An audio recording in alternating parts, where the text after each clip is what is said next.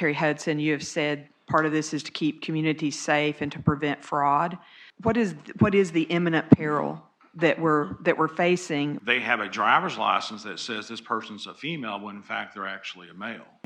Being more consistent with what the reality is, which is this person is a biological male or a biological female, is the safest ground to be on for public safety purposes. There's a cost to the public for implementing an emergency rule because we're limiting their ability for public comment. I'd like to hear the examples that we have where this has presented a threat to public safety.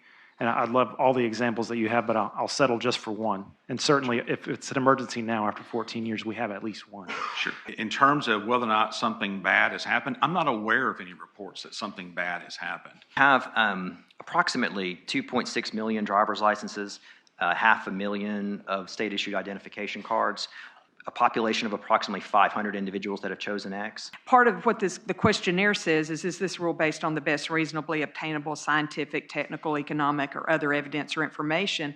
And scientifically, there are intersex individuals, and then they're not allowed to maybe be who they're born to be, that they're having to choose. So if you could address that, please.